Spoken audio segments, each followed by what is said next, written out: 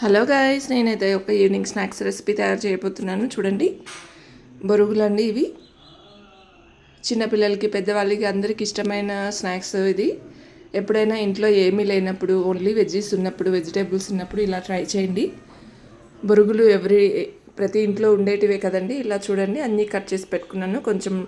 ఒక టమాటా, కొంచెం carrot, cucumber, ఇంకా ఆనియన్, కొత్తిమీర కట్ చేసుకున్నానండి. ఇలా చూడండి, చిల్లీ పౌడర్, సాల్ట్ అండ్ జీరా పొడి వేస్తున్నాను నేను. మీకు ఇక్కడ ఉంటే చాట్ మసాలా కూడా వేసుకోవచ్చు, మీకు నచ్చితే ఫ్లేవర్.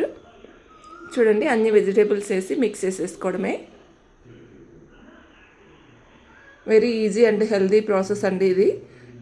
స్టవ్ లేదు, ఆయిల్ లేదు, ఏమీ లేదు, వెరీ ఈజీ. ఇంకా మీకు ఇక్కడ ఉంటే వేయించిన పల్లీలు కానీ ఏమైనా వేసుకోవచ్చు అండి, సాల్ట్ పల్లీలు కానీ అలా.